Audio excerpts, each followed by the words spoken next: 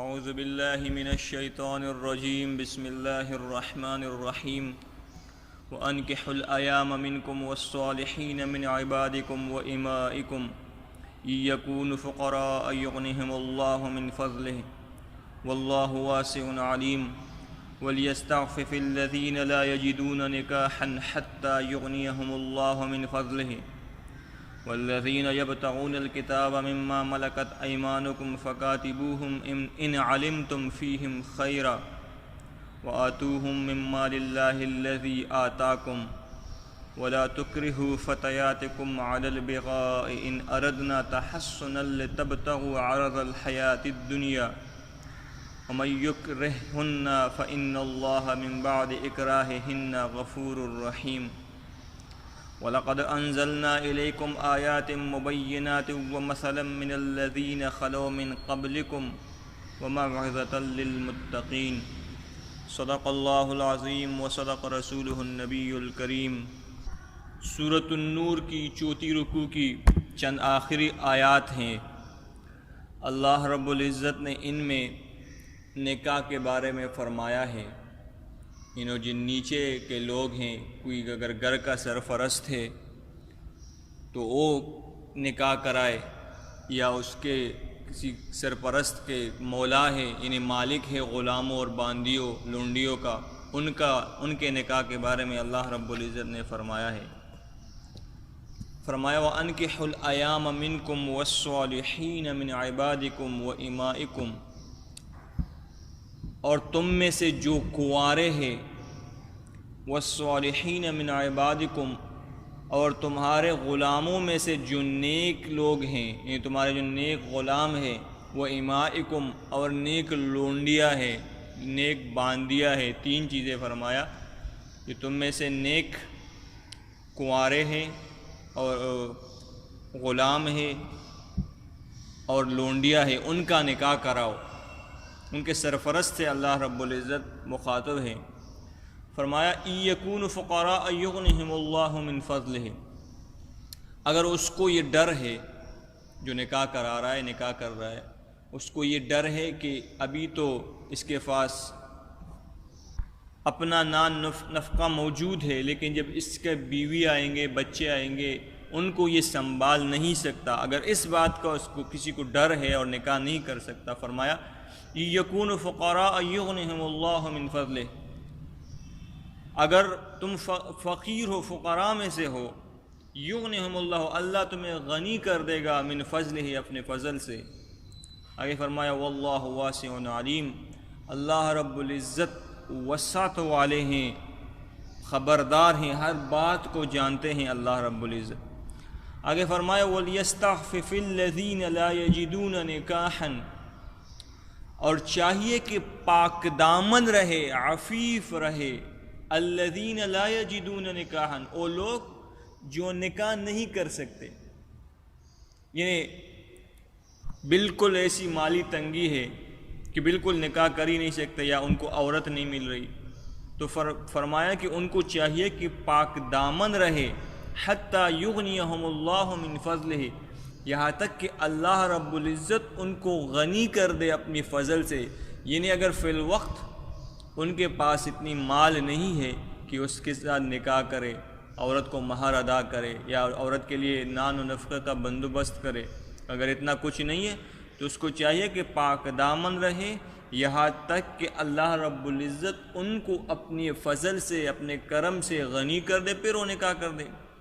تب تک پاک دامن رہے۔ آگے فرمایا والذین یبتغون الکتاب مما ملکت ایمانکم، اب یہ غلام کے بارے میں حکم ہے کہ غلام جب کتابت کرنا چاہے، کتابت سے مراد یہ ہے کہ اگر کسی کا غلام ہے اور وہ چاہتا ہے کہ میں آزاد ہو جاؤں، تو اس کی آزادی کے لیے یہ شرط ہے کہ وہ غلام اپنے مالک کے ساتھ ایک کتابت، ایک معاہدہ کرتا ہے۔ معاہدہ اس طرح ہوتا ہے کہ وہ غلام پیسے ادا کرے گا، یعنی اپنے مالک کو پیسے ادا کرے گا جتنے کا وہ غلام ہے، پھر جب پیسے ادا کر دے تو اس کے بعد وہ غلام آزاد ہے۔ اس کو کہتے ہیں کتابت، یعنی اس معاہدے کو لکھ دے گا۔ تو یہی فرمایا کہ والذین، اور وہ لوگ یعنی وہ غلام یفتغون الکتاب جو کتابت چاہتے ہیں یعنی آزاد ہونا چاہتے ہیں، مما ملکت ایمانکم جو تمہاری ملکیت میں ہیں، یعنی جو غلام تمہاری ملکیت میں ہیں وہ کتابت کرنا چاہتے ہیں، آزاد ہونا چاہتے ہیں، فکاتبوہم تو ان کے ساتھ کتابت کرو، ان کے ساتھ وہ معاہدہ کرو، ان کو آزاد کرنے کے لیے ان کے ساتھ وہ معاہدہ کرو، ان کو حق کی کتابت دے دو، ان علمتم فیہم خیرا اگر تم یہ جانتے ہو کہ اس بات میں خیر ہے، ان کو آزاد کرنے میں خیر ہے اور وہ پیسے دے سکتے ہیں، تو ان کے ساتھ یہ کتابت والا معاہدہ کر لو۔ فرمایا وَآتُوهُم مِّن مَّالِ اللَّهِ الَّذِي آتَاكُمْ، اب اگر کسی کے پاس مال کتابت نہیں ہے، یعنی اپنے آزاد ہونے کے لیے اتنے پیسے نہیں ہیں کہ اپنے مالک کو ادا کر لے اور اپنے آپ کو آزاد کر لے، کیونکہ وہ اس کا غلام ہے، جتنے بھی اس کی چیزیں ہیں، پیسے ہیں، وہ سب کے سب مالک کے ہیں، تو وہی فرما رہے ہیں کہ اگر وہ کوئی چیز نہ پائے تو دوسرے مسلمانوں سے اللہ رب العزت مخاطب ہیں اس کے مالک کے علاوہ کہ ان کو دے دو من مال اللہ الذی، اللہ کے اس مال میں سے آتاکم جو اللہ رب العزت نے تمہیں دیا ہے، اس مال میں سے ان غلاموں کو دے دو تاکہ وہ اپنے آپ کو آزاد کرا سکے۔ فرمایا وَلَا تُكْرِهُ فَتَيَاتِكُمْ عَلَى الْبِغَاءِ، فرمایا کہ اپنی باندیوں، اپنی لونڈیوں پر زبردستی نہ کرو، علی البغاء سرکشی کرنے پر، یعنی زنا کرنے پر، ان اردنا تحسنا اگر وہ کیا چاہتی ہو، پاک دامنی چاہتی ہو، لتبتغوا عرض الحیات الدنیا، اور تم چاہتے ہو کہ تمہارے لیے دنیا کے اسباب وہ مہیا کرے، دنیا کے اسباب پیدا کر دے۔ یہ ایک واقعہ ہوا تھا، چونکہ دور جاہلیت میں ایسا ہوتا تھا کہ جس کی لونڈیاں ہوتی تھی وہ لوگ جو کافر لوگ تھے وہ ان سے بدکاریاں کرواتے تھے، لوگوں کے پاس بیچتے تھے اور ان کو مال دیتا تھا۔ تو عبداللہ بن ابی جو رئیس المنافقین تھا اس کے بھی لونڈیاں تھی اور وہ ان سے یہ کام کراتا تھا، تو ان لونڈیوں میں سے چند ایمان لے آئی، تو جب ایمان لایا تو چونکہ ایمان کے بعد تو سب حرام ہے، زنا ہے، تو انہوں نے انکار کر دیا۔ تو یہ عبداللہ بن ابی جو رئیس المنافقین تھا، منافقین کا جو سردار تھا، یہ ان پر زبردستی کرتا تھا، ان کو مارتا تھا، زد و کوب کرتا تھا۔ تو اللہ رب العزت نے آیات اتاری کہ وَلَا تُكْرِهُ فَتَيَاتِكُمْ کہ اپنے باندیوں پر زبردستی نہ کرو، ان کو زد و کوب نہ کرو، ان کو نہ مارو، علی البغاء سرکشی کرنے پر، ان اردنا تحسنا اگر وہ چاہے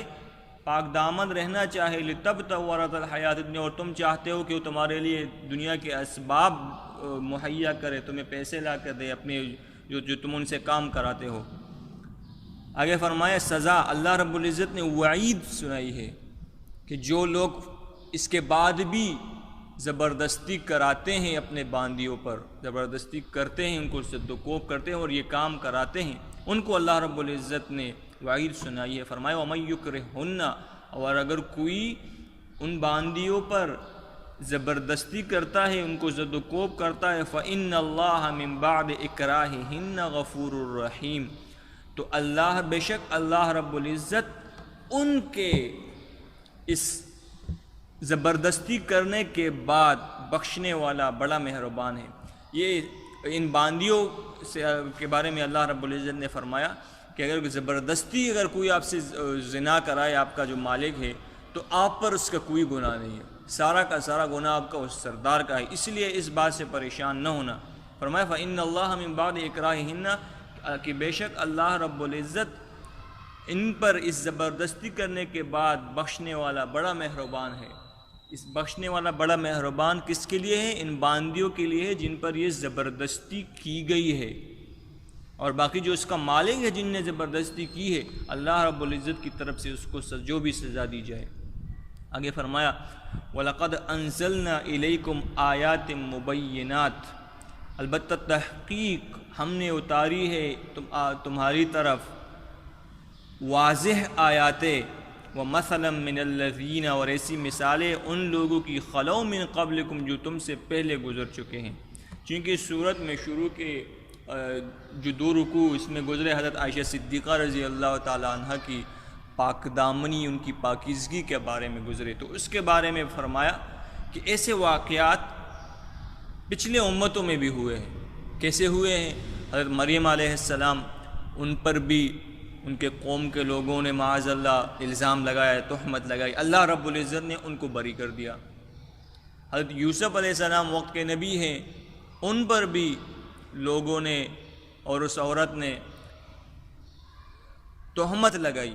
اللہ رب العزت نے ان کو بھی بری کر دیا۔ تو حضرت عائشہ صدیقہ رضی اللہ تعالیٰ عنہ پر بھی یہ تہمت لگائی گئی۔ اللہ رب العزت نے قرآن کی 2 رکوع اتار کر ان کی پاکیزگی بیان فرمائی ہے۔ فرمایا وَلَقَدْ أَنزَلْنَا، اور البتہ تحقیق ہم نے اتاری ہے، الیکم تمہاری طرف، آیات، ایسے آیات، مبینات جو واضح ہیں، کلی کلی آیات ہیں، ومثلاً، اور ایسی مثالیں، من الذین، ان لوگوں سے، ان لوگوں کی ایسی مثالیں، خلو من قبلکم، جو تم سے پہلے گزر چکے ہیں، وموعظۃ للمتقین، اور تقوی اختیار کرنے والوں کے لیے نصیحتیں ہم نے اتاری ہے۔ یعنی 3 چیزیں فرمایا اس آیات میں، واضح آیاتیں اتاری ہے، ان لوگوں کی مثال اتاری ہے اللہ رب العزت نے جو ان سے پہلے گزر چکے ہیں، ان کے ساتھ یہ واقعات ہوئے ہیں، اور نصیحت کی باتیں اللہ رب العزت نے اتاری ہے متقین کے لیے۔ تقبل اللہ